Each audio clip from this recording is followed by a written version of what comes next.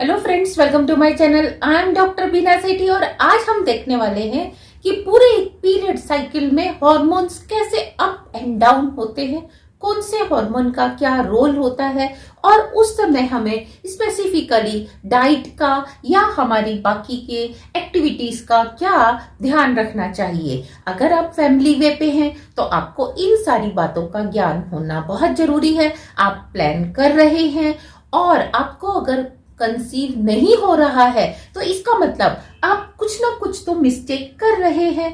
तो आइए देखते हैं कौन कौन से हार्मोन्स कैसे कैसे इंक्रीज होते हैं। बेसिकली हमारी बॉडी में 4 तरह के हार्मोन्स होते हैं, जिसमें फर्स्ट होता है estrogen, second progesterone, third one is luteinizing hormone and fourth one is follicle stimulating hormone.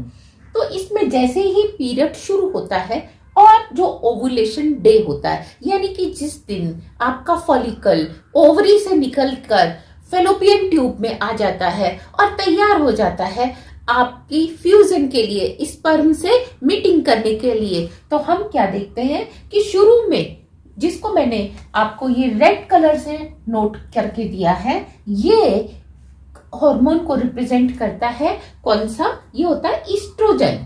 Oestrogen में आप देखेंगे कि शुरू के दिनों में ये बहुत तेजी से बढ़ता है और अंडे का फॉर्मेशन इसी पर बेस्ड है। इसीलिए कहा जाता है कि अगर आपको अंडे अच्छे नहीं बन रहे हैं, छोटे साइज के बन रहे हैं, जल्दी रप्चर हो रहे हैं, तो आपको क्या करना है? ईस्ट्रोजन को बढ़ाना है। ऐसी डाइट लेनी है जिससे ईस्ट्रोजन ज्यादा इंक्रीज होता है। इसी समय ईस्ट्रोजन का जो फॉर्मेशन है वो विटामिन D3 एंड कैल्शियम की डाइट के ऊपर डिपेंड करता है। तो आपको विटामिन डी और कैल्शियम की डाइट को इंक्रीज करना है। इसी समय आप चाहें तो फॉलिक एसिड को भी आप कंज्यूम कर सकते हैं, जिससे एग एक से ज्यादा बनने के चांस भी होते हैं और अच्छी क्वालिटी के भी एग्स बनते हैं। तो ये शुरू में इंक्रीज होता है, लेकिन जैसे ही आप देखते हैं कि ओवुलेशन डे आने वाला है, उससे पहले ये ड्रॉप हो जाता है, यानी कि इसका जो अमाउंट है वो कम हो जाता है। इसका और भी हमारी फिजिकल जो हमारी एक्टिविटी है उनके ऊपर भी असर पड़ता है। जब ईस्ट्रोजन ज्यादा होता है तो हम उतने ज्यादा एक्टिव नहीं होते, हम थोड़ा सा एनर्जी वाइज लो फील करते हैं। और आपने देखा होगा कि ज्यादातर पीरियड और पीरियड के जस्ट 1-2 दिन बाद आप थोड़ा सा लो फील करते हैं। लेकिन ये जो येलो कलर से मैंने आपको दिखाया है, दिस वन इज ये ग्रीन कलर से जो मैंने आपको दिखाया है, दिस वन इज प्रोजेस्टेरॉन।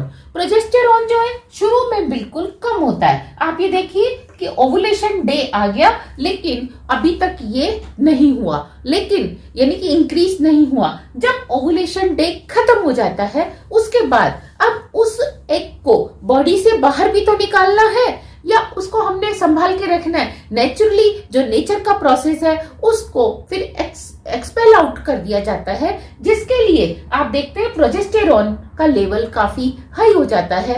और अगर किसी की बॉडी में प्रोजेस्टेरॉन क्या है पहले से ही ज्यादा है तो उसको भी अच्छे अंडे नहीं बनते। तो प्रोजेस्टेरॉन का जो लेवल है वो ओवुलेशन के बाद बढ़ता है और ये दूसरा हेल्प करता है प्रोजेस्टेरॉन कि उसको फेलोपियन ट्यूब से यूट्रस तक लेके आता है। लेकिन अगर वो कंसीव हो गया तो वो हेल्प करता है उसको ग्रो करने में। लेकिन अगर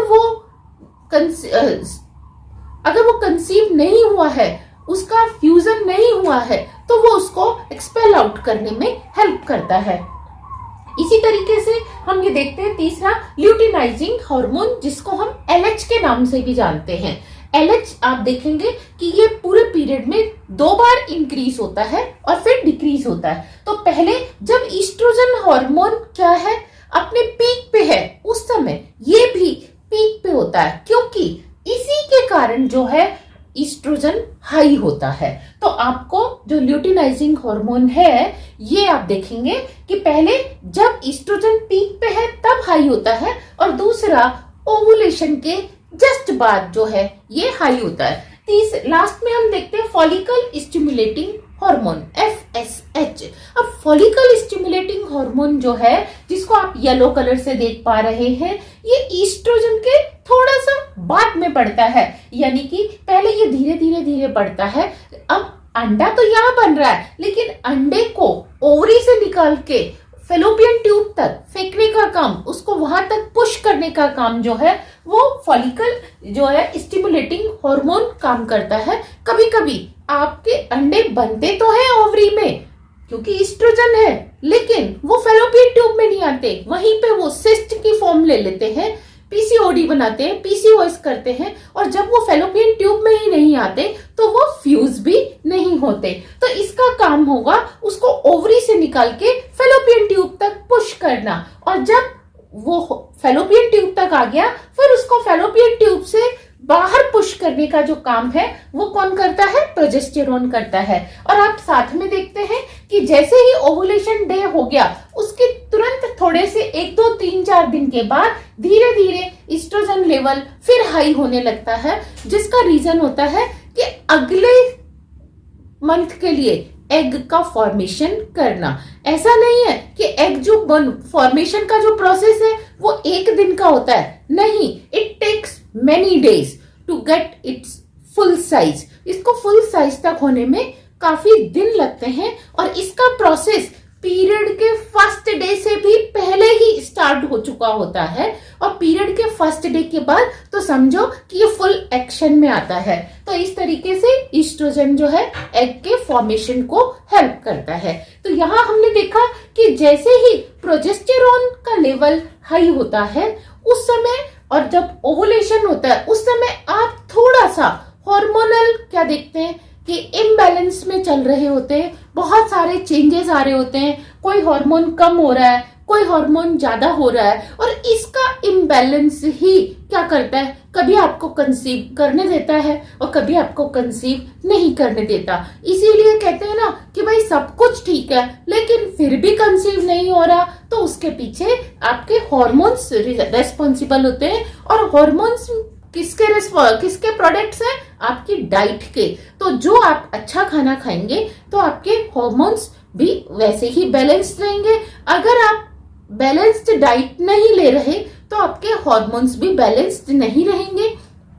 आजकल की डाइट स्टाइल में जो देखा गया है कि लोग कार्बोहाइड्रेट तो लेते हैं, प्रोटीन भी लेते हैं, लेकिन मिनरल रिच डाइट नहीं लेते। तो यहाँ आपको फोकस करने की जरूरत है कि आप मिनरल रिच डाइट लो, ऐसी डाइट लो जिसमें मिनरल्स ज्यादा हों। कार्बोहाइड्रेट्स और प्रोटीन को कम करने की जरूरत है और मिनरल को बढ़ाने की जरूरत है। तो ये था हमारा आज का इंफॉर्मेटिव वीडियो, जिसमें हमने बताया कि कौन कौन से हार्मोन्स पीरियड साइकिल में कैसे कैसे अप एंड डाउन जाते हैं और कौन सी डाइट से ये बैलेंस्ड रहते हैं। Thank you very much, all the very best.